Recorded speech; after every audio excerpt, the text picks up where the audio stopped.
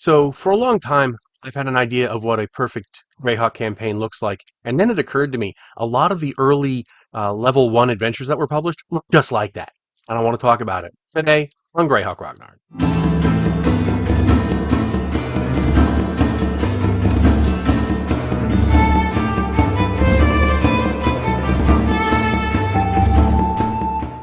So one of the things I've always maintained about a Greyhawk campaign is that you really need a couple of elements. You need a home base for the players.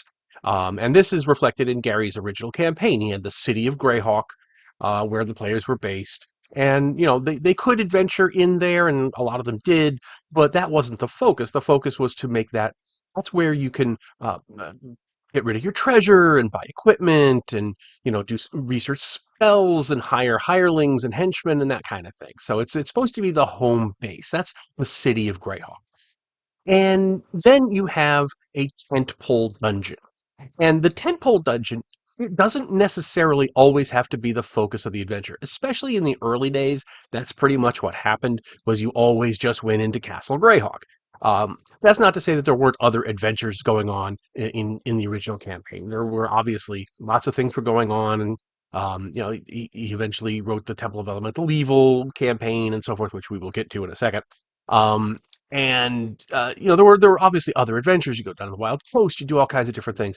But the Castle Greyhawk ruins was always there as a an alternative for the players. It's a tentpole dungeon. It doesn't always have to be the focus of adventure, but it's always there as an option. And the way I like to say it, talk about it in today's terms is, let's say you have a couple of your players who can't make it. Rather than breaking out Settlers of Catan, you could still play a game and just say, okay, we're going to go down to the fourth level of the Castleman Archmage or whatever. And so that's the role of the tentpole dungeon, right? It's always there. It becomes kind of a theme of the campaign, even though it's not always the focus of the campaign. And it occurred to me that a lot of the original beginner level dungeons follow that pattern as well.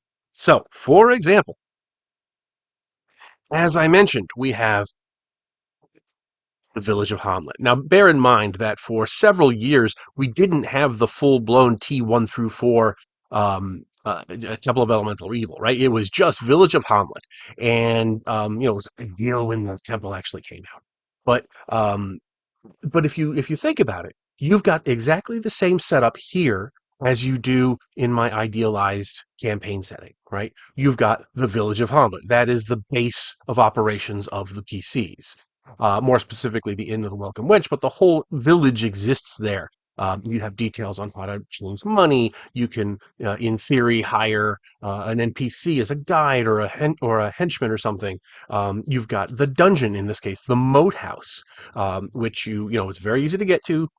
You know where it is. It's in proximity of the village, so you can. It serves as the tent pole for this. Now, that doesn't mean that's the only place you can go, and especially when you get when you get the full blown Temple of Elemental Evil, kind of changes the calculus a little bit because you have the temple as the tent pole dungeon, and the action kind of moves from Hamlet to Nulb, but the principle still stays the same.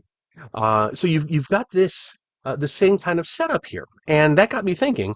And you see this in just about everything, with one notable exception.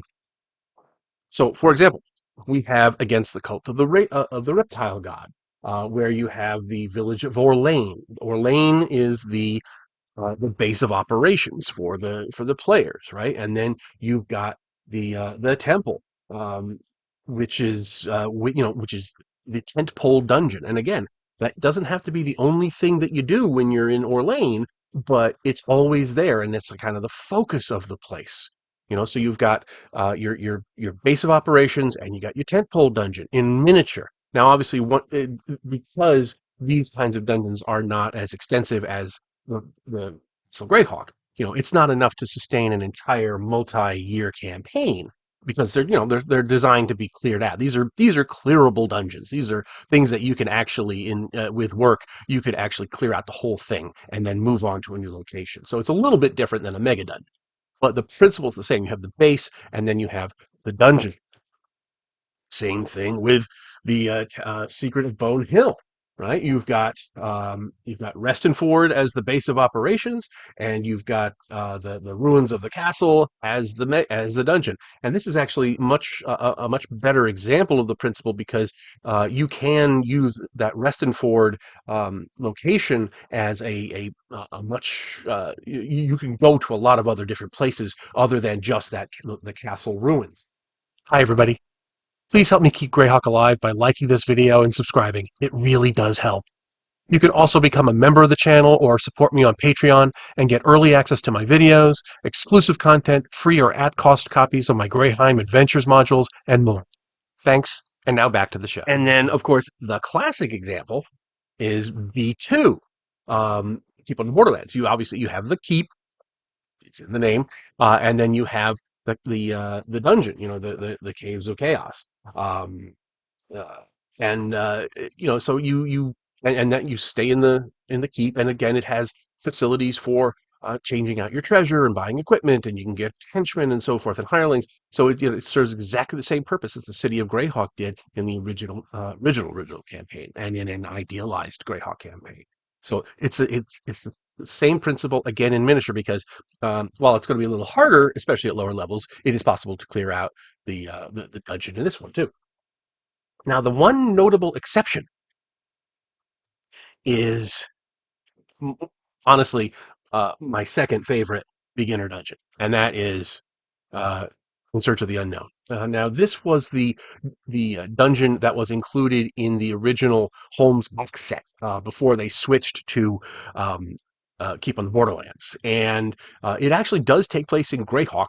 The For whatever reason they in the original they gave a location, several locations where you could put the dungeon. Um, in the mythical world of Greyhawk, available from TSR, the stronghold can be considered within any one of the following lands: the Barony of Ratic, the Duchy of Ten, or the Theocracy of the Pale, which fits, because they say that Zelagar and Rogan go north to fight barbarians, and that makes sense. But in later printings of this module, they actually take that little paragraph out, and I don't know why they retconned it out because this is a terrific dungeon. Um, but it doesn't have the base of operations for the players. It doesn't have that village or that keep or whatever nearby. The dungeon master, is expected to come up with that on his own, or just hand wave it, because this is made for beginner dungeon masters and players. One of the great things, and just to uh, uh, going on a little bit of a tangent. Um, this is one of the best introductions on how to play the game, and it's not the dungeon itself, although the dungeon itself is very, very good and very, helps the DM along. But it's got this entire opening section of the module with, you got notes for the dungeon master and preparation for use of the module. It's an entire page of each of those. Multiple pages, how to keep time, how to compute experience, how to be an effective dungeon master, using this module with Advanced Dungeons and Dragons. Okay, and then it gives the background and legends, and then you finally get into the actual dungeon, the Case Catan.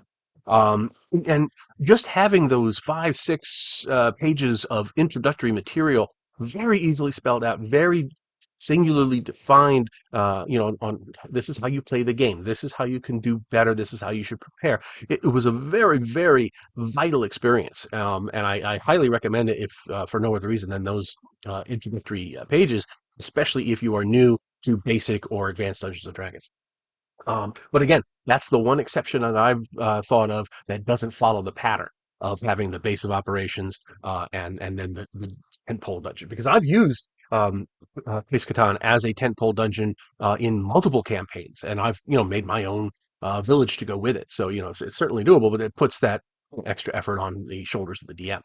Um, so I'm sure I'm missing some, especially later ones. I'm just thinking about the early days of TSR when they were putting these modules out. I'm sure there are examples in modern or in the 90s that don't follow this same pattern. But I thought it was very, very instructive that the ones, especially the ones that Gary and the members of his immediate group wrote, that they all follow that very same pattern. I don't know if it was intentional or if it was just intuitive that you had to have those two elements of the base and the dungeon, but that's what we ended up with. So Anyway, I'd love to hear your thoughts on this. Are there other examples that I've missed? Are there counter examples? I would love to hear from you. Hope you're all having a wonderful, wonderful day, and I will talk to you all later. Thanks for watching today's video. Please remember to hit the like button and subscribe to the channel. Below you'll find links to my Patreon, which helps make these videos possible. You'll also find the web store where you can buy my books, and my blog where you'll find all sorts of free downloads and other articles. Thanks, and have a great day.